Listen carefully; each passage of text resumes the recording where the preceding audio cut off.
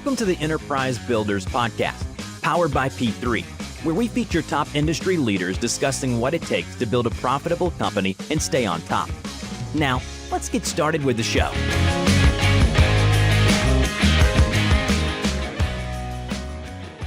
Hi, I'm Scott Swearingen, co-host of the Enterprise Builders Podcast, where we sit down with business owners, executives, franchisees, accountants, and more to discuss how top businesses are thriving in today's economy.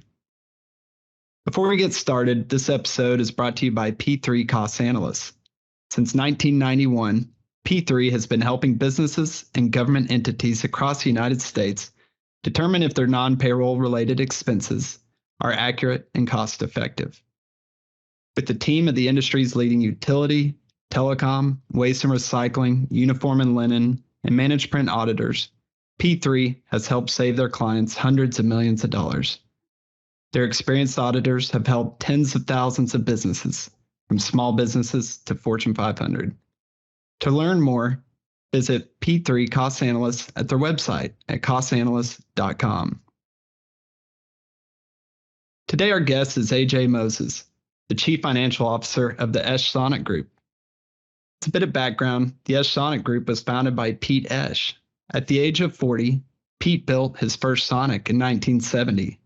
His first store was one of the first 100 Sonic drive-ins ever built. Since that time, the Esch Sonic Group has grown to own and operate 72 Sonic drive-ins spanning 8 states. From Chattanooga, Tennessee to the western border of Arkansas, Lincoln, Nebraska to Champaign, Illinois, and everywhere in between. During the same time period, Sonic Drive-In has grown to over 3,500 locations nationwide. AJ started with the Esch Sonic Group in 2009. He came on board working part-time in accounts payable. Since that time, he has held numerous positions, including controller, prior to becoming CFO in 2011. AJ, welcome to the Enterprise Builders Podcast. How are you? Thanks for having me, Scott. Thank you for joining. It's a pleasure to have you. How's your day going? So far, so good. Pretty busy, but glad to take time out to have a talk with you. Absolutely. Well, looking forward to our conversation, AJ. So again, thank you for joining. Get us started. I during the intro, I mentioned, that you've held numerous positions within the Esch Sonic Group. Can you take me back to how you got started working with Sonic? Let's see. It's a family-owned business, our franchisee, and my uncle is part of that family. And I came out to Arkansas to go to the University of Arkansas, and I was lucky enough to have him get me a position doing maintenance for his locations in Northwest Arkansas as I made my way to getting my degree. Wow. So I'm sure that time working as part of the maintenance team, I'm sure that's become valuable over the years and kind of gives you a unique perspective that a lot of CFOs probably don't have. Can you kind of talk a little bit about that? Yeah. So being in the store every day, you see how hard they work, and part of our job as accountants is to make it easier on them. Take a little pressure off of their plate so they can actually get the food to the customers and make it a customer experience. We can handle all the back end stuff in the office and all that, so they don't have to worry about it. And, seeing that every day and how much work they put into it really makes you want to help them out. Sure. And I'm sure that really being able to speak to that experience at an executive level when you're talking with people that might be in those maintenance positions, it probably helps build some trust, gain some respect. Yeah. Absolutely. I know exactly what they're going through, what they need from our end. They want to be paid on time. They got to get everything they need. So that's really our job. Absolutely. Now, talk about kind of the growth and the change that you've seen. I guess maybe as part of a franchise, and maybe as part of the larger Sonic organization since that time, since you were working part-time in college, and to where you're at today. Can you talk about maybe some of that change that you've seen as a group? It's it's a lot of change, especially in the fast food industry. We have a lot of turnover. I mean, there's just no way around it. And we're talking from management level all the way down to, your cooks. So it's constantly changing. So you just got to be ready for everything that comes your way. Go with what you got. And then when it's changed, you just got to deal with it and adapt. We've been through pandemics, which really, really put a strain on our stores because we were one of the only restaurants that was able to stay open during the pandemic, and just absolutely swamped at the store level. Our sales rose 30%.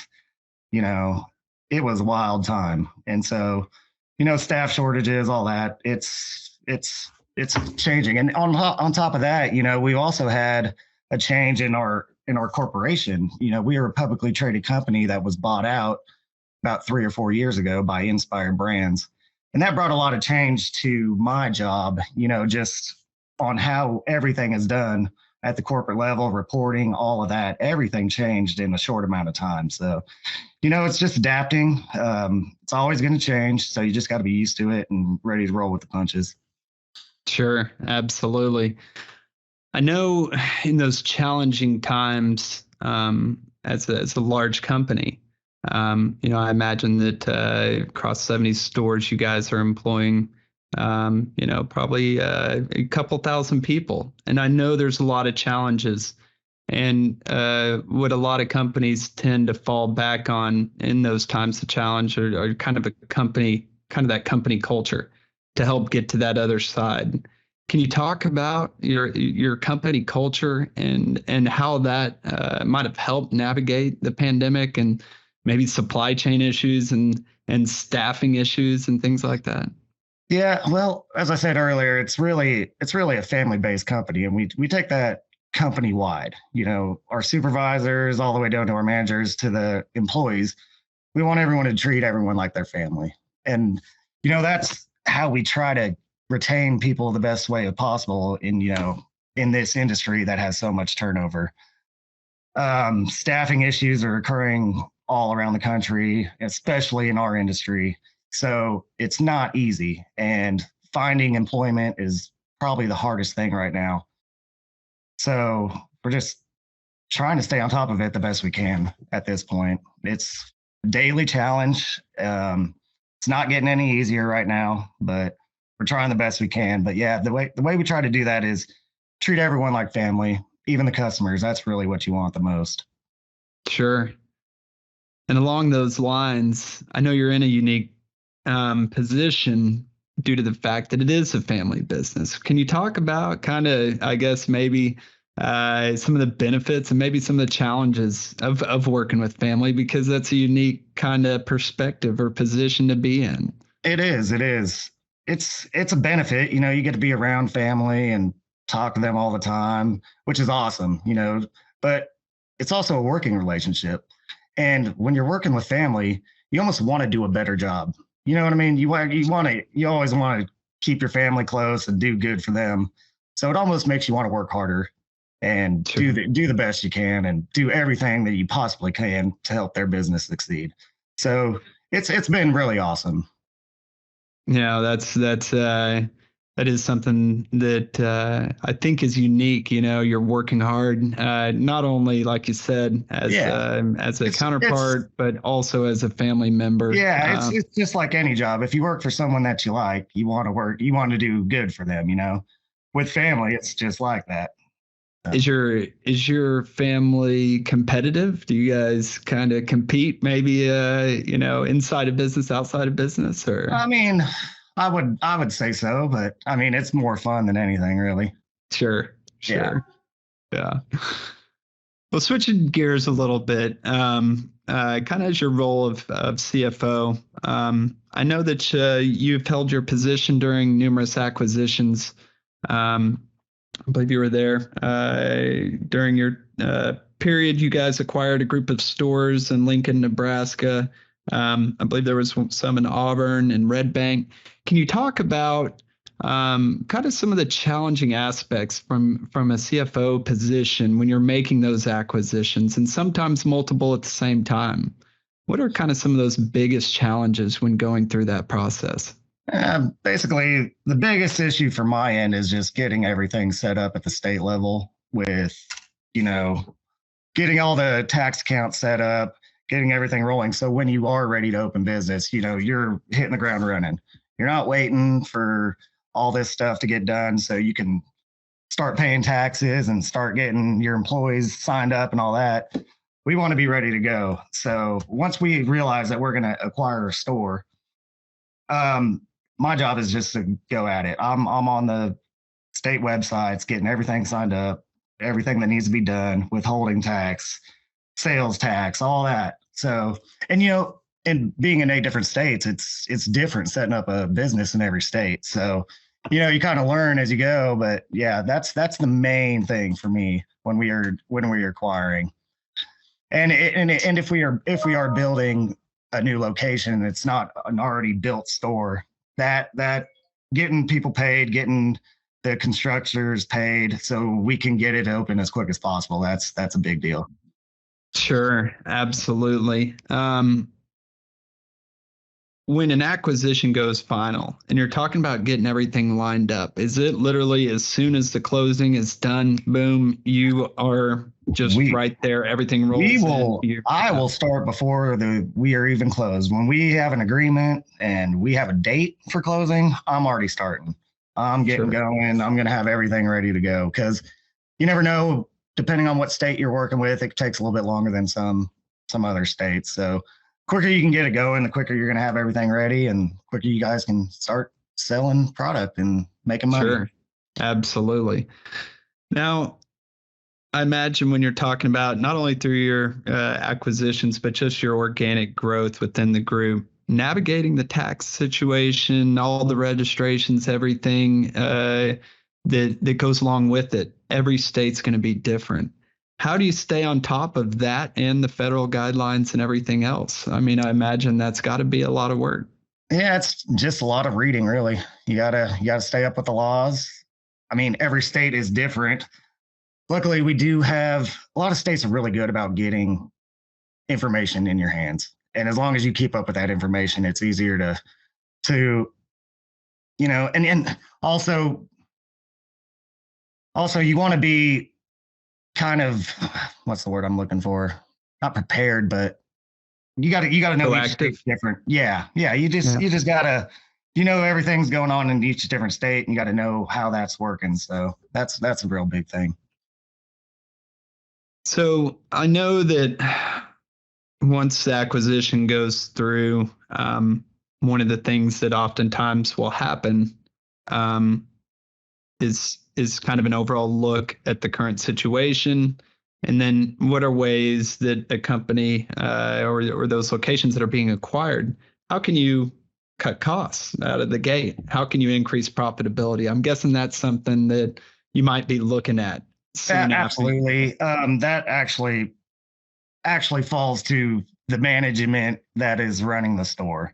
Okay. They're really the ones on top of that, because I'm, if we're talking about Lincoln, Nebraska, I'm however many miles away. Like, right. I got to drive a whole day to get there. So it's not like I know what's going on in that certain section. So we rely on our management, supervisors, director of operations. They're the ones that really take care of that. And they ask me, hey, is this legal for us to do? Can we do this? And if it is, yeah, let's go ahead. It's going to help us out. Yeah. Now, I know within the restaurant industry, your managers and supervisors are just critical to the success of your company. Can you talk a little bit about that? Can you talk about the impacts good managers can have? It's amazing the difference. We do a really cool thing every year. We get all of our managers and supervisors together, so we get to meet everybody. And it's one thing to read a P&L, and you can tell who's doing better job of managing than others. But then you meet them, and they're just so important. They're the ones that see the day-to-day operations. They're there every day. They're the ones that talk with our employees, that build relationships with customers. That's the biggest thing in our industry. And without them, we're not selling anything. So they're absolutely hugely important. Yeah, it seems like you're kind of touching on what you were talking about earlier, as far as just kind of that family dynamic. Absolutely. I'm sure those managers kind of roll in, and then they also create their own families at the store level. There's, and you've been lucky enough to come with us on some of these trips. It really is a family environment. Some of these managers have been with us 20 years, So like I've known them for a long, long time. So it really is. It's pretty cool. Yeah, that's awesome. That's awesome. Now, I know going back to kind of some of the programs that you've worked with, some of those cost cutting measures that might happen after an acquisition at the store level, those fall under the management team at the local level. Can you talk about maybe some of the either cost cutting or rebate programs that you might have participated in over the years? You always try to find rebate programs where it's allowable. One we've recently started doing the last couple of years is the state of Arkansas has a rebate for equipment purchases. So we've been taking advantage of that. We send in all of our invoices that we purchase for equipment every year. And if it's allowable, they'll send us back a check. It's not very much, but here and there, you got to take what you can get. So yeah, we're always looking for those opportunities. And when it fits us, we go ahead and we take advantage of them. Sure. That's awesome. Are there any other states that you've operated in that have any sort of unique opportunities for restaurant owners or maybe builders if you're starting a new one? Any sort of initiatives that you've been able to take advantage of? Not that I've seen recently. Okay. It's mainly that big one in Arkansas. That's the biggest one I've seen. Sure. Let's go back to kind of your time within the Esch Group. Mm-hmm. You touched on it earlier. You did the maintenance while you're in college. In the introduction, I talked about kind of you served time as a controller, and then you fairly quickly stepped into that role as the chief financial officer. Can you talk about that transition between controller and chief financial officer? Yeah, it was difficult. I didn't necessarily know every part of the job I was getting into. A lot of it was learning on the fly. I was offered the position, and I'll be quite honest, I don't think I was probably qualified for it. But, when you get offered an opportunity, you can't turn it down. So took it kind of blind going in and just really, really worked hard that first year, understanding everything that was going on in our company.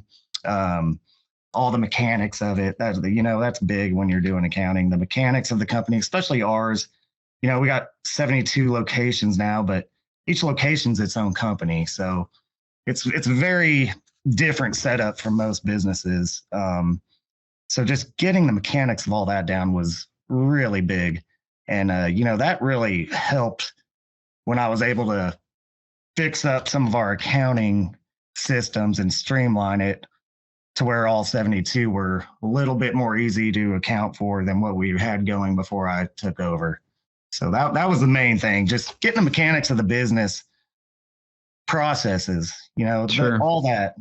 It was just huge. And, you go in a little bit blind if you haven't had any experience in it before, which I didn't. But, I took on the opportunity and just worked my butt off to try and figure it all out. And it was a little touch and go there for the first year or so, but we were able to get it together. So that's awesome. I know that a lot of good situations come out of people taking on positions that they think they might not be qualified for. Absolutely. Or they might feel like they're ready for. Absolutely. And I think your story just kind of fits right into that. If people wait for the right time to take advantage, you never know when of it's going to come. Yeah. You never know. I think you just got to take it, and then your work ethic comes into it. That's really what it comes down to. Take advantage of every opportunity and let your work ethic take over after that. Sure. Well, that's great advice. Anything stick out that you're really proud of as your work or as your time as a CFO? Anything that really of note that you're really proud of? Yeah, absolutely. Our whole accounting system that we streamlined, it was kind of a pain there when I took over. It wasn't very well ran, I would say, before. Probably tightened up a lot of our processes, and I think we saved a lot of money that we were just losing just because of some principles that we weren't doing before I took over. Sure. And that's probably my most accomplished thing that I've accomplished with the company. And I don't know how much I've saved them with this new process, but they're getting all the money they should be getting now. I'll leave it at that. Sure.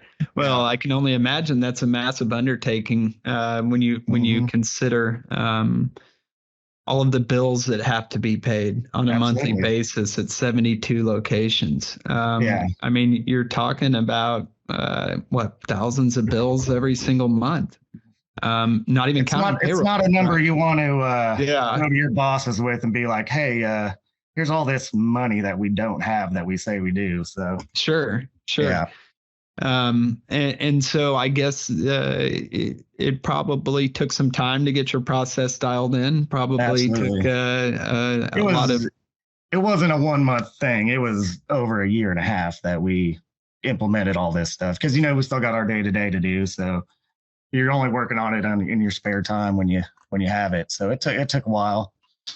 But once we got that going, it's actually saved us time too. So that's another benefit of it. Well, any time that you're able to go in and cut costs and save time, that's a big time win. And so I guess probably this is something that you're continuing to work on or you evaluate on a fairly regular basis. Yeah, absolutely. There's a double, triple check everything. That's a big deal. You never know when something's gonna come across that it's just a random thing that you got to fix, and sure, you take it as it comes. And if it's that important, you do it right then and there. If it can wait a little bit, you find some free time, you get it taken care of. And that's what we do. Sure, absolutely. And I imagine going back to what you talked about at the beginning, these last few years. The climate that we've been in has probably shown the need to be flexible, the need to adapt, but also the need to maintain control. Absolutely. Probably greater than any other period that we've seen.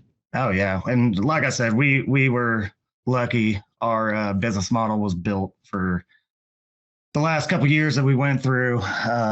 So yeah, we lucked out. I mean, not a bad thing to be too busy, but it can be stressful, especially with trying to keep employees and retention and all that. But it's a blessing also. So sure. Yeah. No, absolutely. AJ, that's all the questions that I had for today. Is there anything that you'd like to say before we close it up? I really appreciate you having me on. Looking forward to listening to your series of podcasts and meeting some other people that you get to work with and how they do for their business. Absolutely. Yeah. Well, AJ, really appreciate your time today. Thank you for joining. And we'll talk to you soon.